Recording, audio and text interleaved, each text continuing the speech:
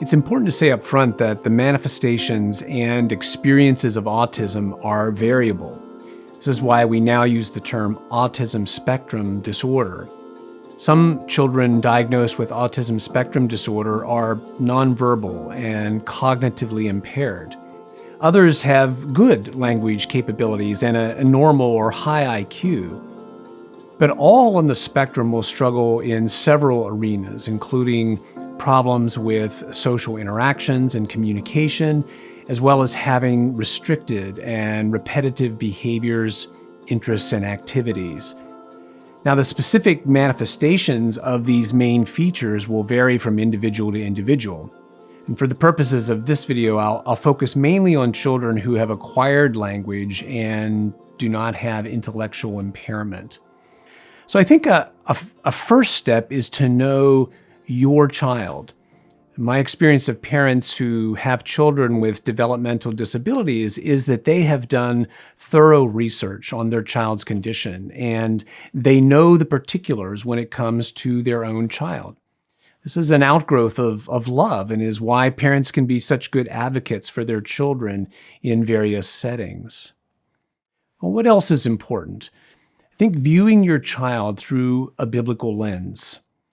While you may struggle to fully understand many aspects of your child's autism, you can be sure that your child is a body-soul image bearer of the living God.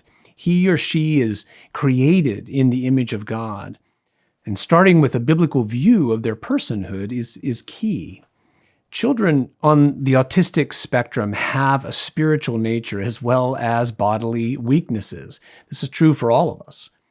But recognizing both aspects of your child's personhood keeps you from going to extremes in relating to him.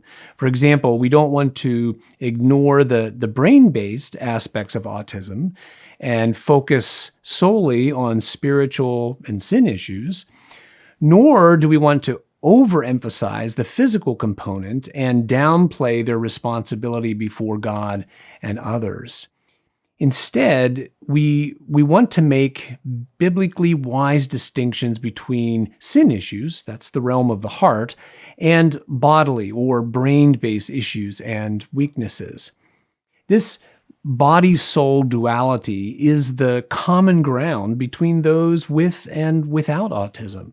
We all have unique brain-based strengths and weaknesses, and we all are called to live out our lives before God in service to Him and others.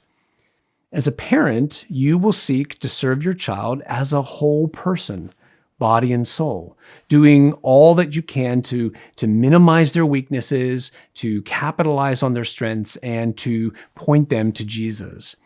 And so let me give you a few suggestions as you come alongside your child. First, notice and celebrate your child's strengths, whether they be unique insights, passionate knowledge of particular subjects, the ability to think visually and systematically, or a quirky sense of humor.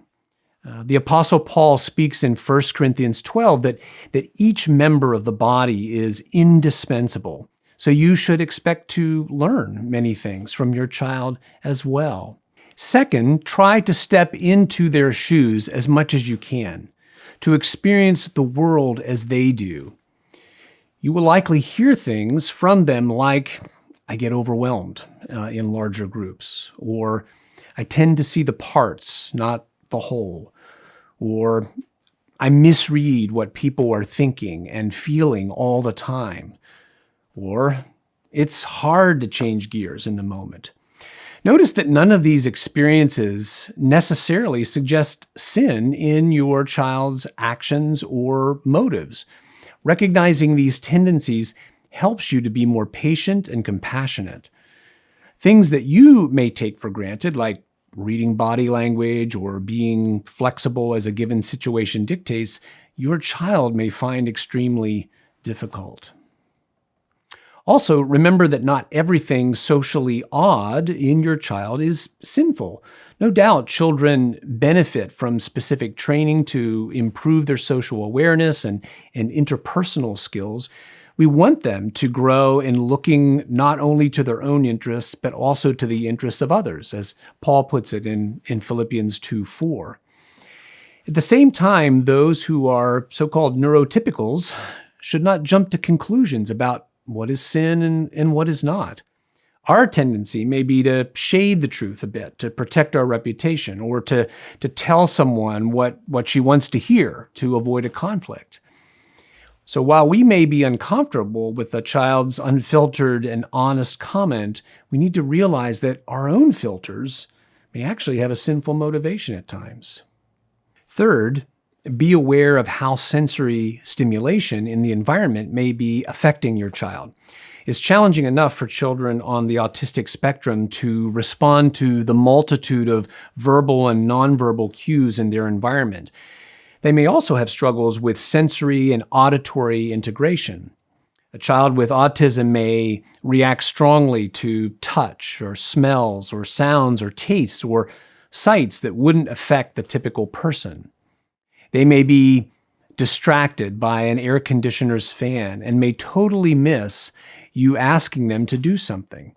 So it's helpful to consider if there are any environmental distractions that may make it harder for your child to listen to you. I think it's also important for parents to use simple, clear, concise directions when talking with their children. So avoiding vague language and words like perhaps or maybe later in response to your child's questions. And then lastly, the most critical way you come alongside your child on the autism spectrum is to shepherd their hearts toward Christ. You are called to testify before them to the gospel of God's grace, to use Paul's phrase from Acts 20:24.